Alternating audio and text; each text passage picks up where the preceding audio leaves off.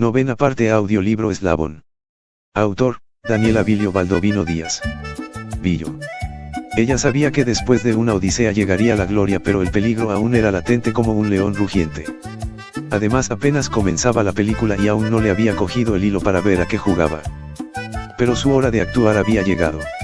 Semidesnuda con la pequeña toallita que fue la misma con la que salió del baño cuando se disponía a serle infiel con Matamba.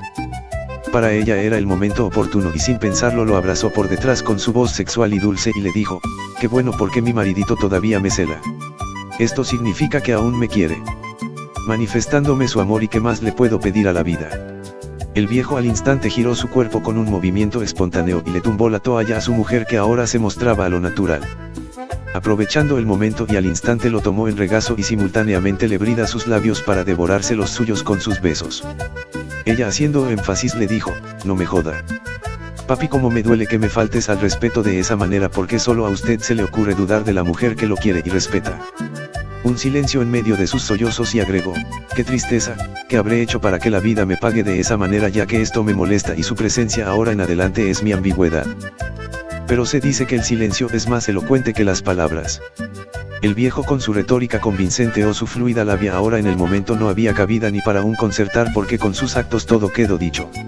Solo un sonrojo de vergüenza, el estupor que aflige cuando no se hilvanan las cosas al exteriorizar sentimientos reprimidos que derrumban imperios. Pero el viejo se dijo: «Aprendí la lección», pero según él. Pero este episodio le había aclarado sus dudas y no le debían existir más equívocos en su camino ahora en adelante, porque su mujer es una santa, ya que siempre lo había sido. Con sus ojos húmedos y enrojecidos, para sus adentros se dijo: «Debo de aquí para adelante escuchar la voz de mi santa mujer, porque ahora comprendo que la envidia existe por sus comodidades que yo le brindo». Lo que el viejo no se imaginó fue, cuando la onomatopeya suena, son sus manifestaciones divulgando sus rumores que dicen la verdad, ya que es como la voz del pueblo, que es la misma del Omnipotente, porque quiere encaminar nuestras vidas para que abramos nuestros ojos. María Ramiro hacía mella con sus astucias y tenía el que entende en las cuerdas, y debía terminarlo de una vez para evitar sorpresas. Con un nocaos le dijo en murmullo pegaditos de los cachetes: «Ay papi, te debo una explicación para que me disculpes, ya que sé que en los últimos tiempos no te respondo en la cama. Estoy segura que esta es la razón de tu bajo comportamiento. Pero hoy reconozco que usted tiene y tendrá la razón de pensar que le sea una puta. Pero lo que pasa es que ya no soy una jovencita y entré en la etapa de la menopausia. Aquí afloramos inapetencia sexual. Además, el organismo nos adjudica calor permanente, pero no te preocupes, porque te tengo una buena noticia, ya que yo visito a un naturista». Con una carcajada por la astucia de mentir concluye: «Ahora mi cosita pregunta por ti. Así que te dejo mi reflexión». María Ramiro desnuda y hace lo mismo con su marido para masajear su cuerpo, porque debía evacuar el estrés producido por lo que allí estaba en desarrollo. Narraba el inicio de sus vidas sentimentales y le dijo: «¿Te acuerdas cuando por primera vez hicimos el amor, que al tocar mi cuerpo me ruborizaba de emoción y con mis poros de punta y con suspirar profundo que te sacaba de contexto para aligerar la puesta en escena? Pero al tu poseerme, ¿qué pasó? Me mostraba regicida como una momia». Ellas mostrando un dolor profundo pero fingido, ya que era un llanto de cocodrilo. El viejo, desmigajado en sus sentimientos, la tomó en sus brazos y con sutileza le preguntó por la vida de Matamba, ya que extrañaba a ese loco por no saber de su presencia. El muchacho lo esquivaba desde el momento que su vecina le dijo que se lo iba a proveer ese lunes. La pregunta repentina de su marido por el muchacho de momento la exasperó. Qué camino tan largo y qué cantidad de agua todavía en su ingesta. Pero conservando su buen humor se dijo para sus adentros: «Loco se estará volviendo dentro del escaparate». Pero esto no le aliviaba en nada, porque una muesca de dolor en su rostro y en su interior, y puso su mano derecha en la cara de su marido. Con la izquierda se frotaba sus mejillas. Era un cuadro triste que no se le desea ni al peor enemigo, porque esto sería funesto si el viejo los descubría. María Ramiro apenas comenzaba a cegar lo que había sembrado, porque cultivó intriga y ahora estaba recogiendo vejaciones. La respiración de Matamba ya era deficiente, porque le faltaba el oxígeno para una buena fluidez de sus pulmones. Era consciente de lo delicada su situación y de momento se horrorizaba por el silencio que venía del exterior del escaparate, que era muy espeluznante. Pero se atrevía a preguntarse: ¿qué será más fastidioso, el silencio o el ruido?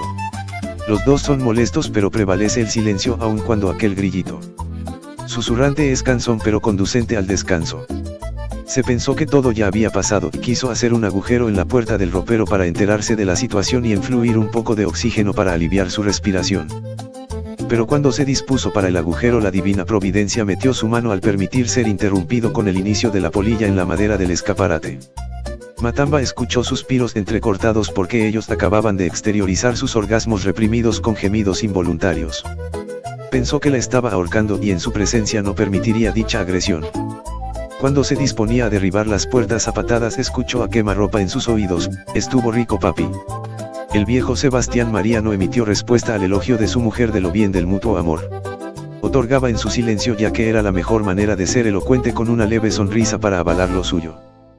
Para matizar concluyó: «Vieja Mayo, ese escaparate está lleno de ratones. Cuando tengamos el momento lo revisamos para evacuar a esos roedores que nos pueden dañar la ropa». María Ramiro, en ascuas por la propuesta de su marido, le refutó: «¿Ratones? ¿Por qué no dices que eras tú queriendo tumbar la cama y el escaparate?». Aprovechando la ventaja, lo tomó en sus brazos y le dijo: «No me joda, papi, yo no conocía tus virtudes. ¿No sería que te mamaste tu pocotón de pastillas? Porque si es así, es mejor que te vayas dejando de vainas, ya que se te puede parar es el corazón y después ni Juan ni Juana». El viejo Sebastián María se mostraba meditabundo por la bajeza según el que había cometido con su pobre mujer. Para sus adentros se dijo: «He sido injusto con mi inofensiva mujer, ya que no era la forma de mi actuación. El peor calificativo que me des era válido para mí, que me siento que no soy digno del aire que respiro».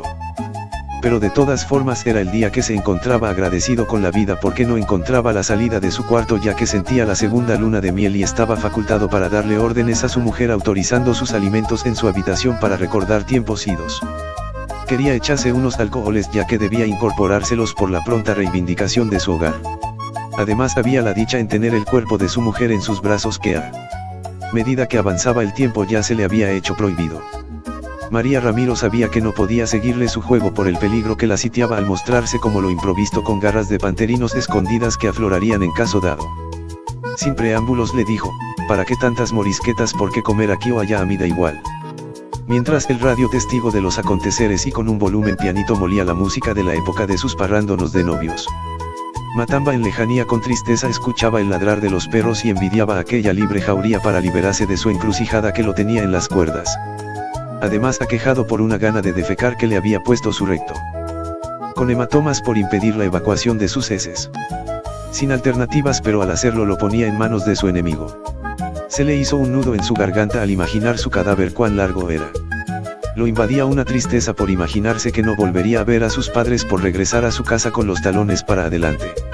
Se exasperó, pero se controló al pensar no ser el momento para mostrarse como un cobarde. El firmamento mostraba un amago de lluvia encapotado, anunciando que iba a verter un aguacero. Un relámpago en su distancia infinita abre el cielo de par en par, secundado por unas centellas con unas gotonas de agua vulnerando la tierra en su colisión, que mostraba unos agujeros exteriorizando su dolor. Asimismo, Matamba, en su cautiverio del susto por la sonora centella, se le salió una flatulencia en descomposición donde sin escatimar esfuerzos se la aspiró sin reparos. Muy sonreído de nervios se dijo: «Prefiero morir intoxicado y no que me rompan el cuero de balazo». La evasión de gases le alivió un poco las ganas de defecar, pero se dejó invadir de una risa sin control y dijo: «Somos mortecina por dentro, pero hay momentos que nos dejamos influenciar de la vanidad que supera a la ignorancia que nos somete para no ver más allá de nuestras narices». El temporal era su aliado por tener un nivel más sonoro, sus decibeles al apogeo, que decrecía al opositor, abriendo su boca para que el viejo Sebastián María no lo fuera a descubrir, para que le dijera: «Lo ajeno se respeta». «Bum», te troné por irreverente y por ser un perro culo. Se dolió al no poder disfrutar bañándose con agua lluvia, porque era el momento que sus padres lo iban a echar de menos al no ver su presencia zambulléndose en los chorros de los salers de las casas y corrientes de los arroyos. De la nada, como brotado de la tierra, un vándalo lanza una piedra que descendió en picada. Allí se escenificaban el hecho en las personas de Sebastián María Ramiro y Matamba en el techo de la habitación, que, colisionando en el cuarto, rompiendo el tejado y el cielo raso y vertiendo el agua lluvia directo al escaparate refugio de Matamba. Sebastián María y María Ramiro, aprovechando el temporal porque ellos no habían parado de hacer el amor, cancelando una vieja deuda. El estruendo de la colisión en el techo lanzada por el vándalo los interrumpe. Como llegaron al mundo al natural y muy despavoridos del susto, donde ella mostraba su linda desnudez, pero mientras él exhibía su fundillo seco como un sapo guindao, con una difusión eréctil importante, se afanaba en busca del truén. Cegado por la ansiedad, y abrió la puerta de la calle sin percatarse que mostraba su desnudez, que fue alertado por sus vecinos, que reían a carcajadas. Su esfuerzo fue en vano al no dar con el responsable. María Ramiro de momento se olvidó de su encrucijada dándose prisa para rodar el escaparate que se estaba mojando donde abre una de sus puertas y con la misma velocidad que lo hizo para abrirla y de esa forma la cerró. Con histerias a voz en cuello gritó. En distancia su marido le preguntó, ¿qué pasa? Ella nerviosa le dijo, es verdad lo que tú me dijiste que había ratones en el escaparate porque uno se me abalanzó en mi cara y ven rápido para que me ayudes. Matamba sabía que no había nada que hacer porque las cosas ya estaban dadas pero le apostó a la calma para tratar de cristalizar las últimas consecuencias. Sebastián María ya hacía el retorno a su cuarto sonreído por el oso que hizo con sus vecinos y no le importó las histerias de la Sinfín o sea su mujer como la había bautizado Matamba por tener la solitaria vaginal ya que esa chilladera no le importó y mejor apremiaba en seguir haciéndole el amor con su mujer. Cuando María Ramiro abrió una de las puertas del escaparate para la protección del agua lluvia no la ajustó al cerrarla y por la fisura le quedó un panorama de frente a la cama en el mutuo amor. Ella arriba hacía un círculo repetido en sus movimientos con quejidos resoplados moviendo su cuerpo armoniosamente hasta completar la glorieta en el aire.